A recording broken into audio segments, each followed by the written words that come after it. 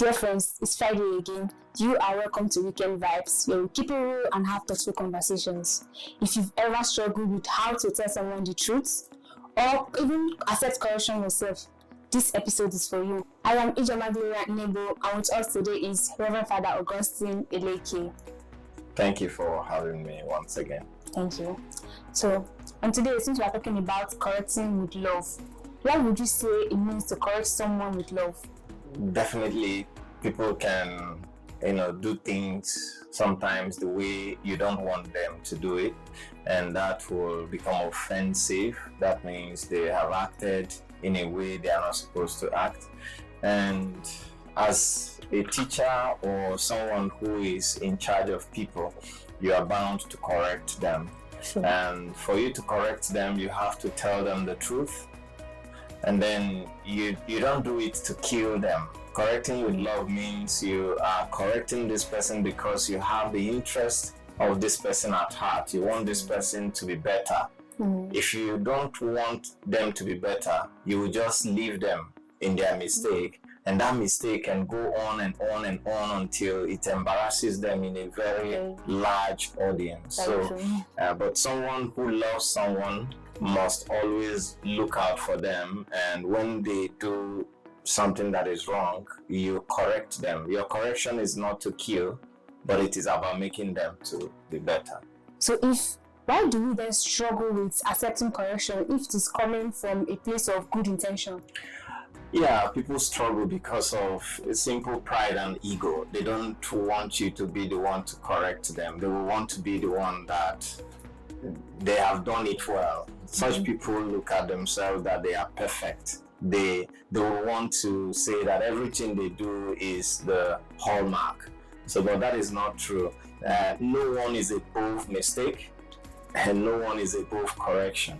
Whenever you place yourself in a place where people can no longer correct you or criticize you, then it means that you are becoming a lord and master, and you're not supposed to be that. So if you can open up yourself in humility, you will be ready to welcome criticism that comes from people positively, and then you will also welcome their corrections, especially when they notice things you're not doing well. It will help you to improve on yourself and become a better person. Not like they say, it's somebody else that can see your blind spot. You can't see it yourself. Exactly. So in these cases, are there times when it is better to just be silent and not say anything, or you have to say something? It will depend on what you call the disposition. Sometimes the places where you want to give that correction may not be the conducive place, and it may not yield the desired result. So you will have to do a bit of calculation and find out the best moment to be able to give that correction in such a way that the integrity of the person you are correcting is still intact.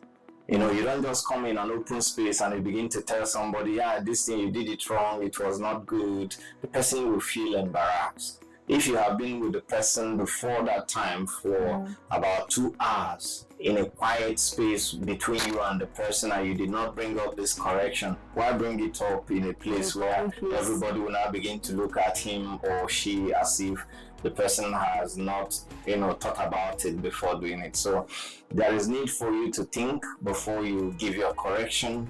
The places you give it, how you give it, the tone of your voice will also contribute in whether the other person will accept what you're saying or they will just, call it a bluff and move on. So you will have to think about all those things before you give your correction. It's very, very important.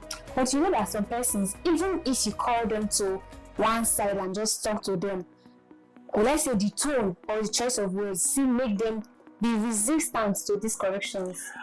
The person who is correcting, the question will be, has the person ever been corrected and he or she accepted it in a good heart? If the person you want to correct have sometimes in the past corrected you and you did not listen to it, that person may also resist your correction. So it's a give and take. So if you that is correcting is always disposed to accept correction, then it will be more of an inspiration to another person you are correcting to know that sometimes even when they correct you, you take it in a good heart. They will also take theirs in a good heart. So, but when you correct someone and the person refuses to take it, you don't have to kill yourself, you just move on. Because some persons may have locked up themselves that they don't want to hear anything from anybody. And if you cannot break into them, then let them be. Maybe one day they may be embarrassed by themselves in the public, and then they can learn the hard way.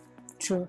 Yeah. But learning the hard way is not the best option. It's not the best option, but it can happen when you fail to listen and take corrections when you're supposed to take them. Very true. So thank you so much for spending today with us. We are grateful. So my dear friends, correction is necessary for growth, but how you do it and the way you go about it makes a whole lot of difference. Until next time, stay well, stay safe, and stay healthy. Bye.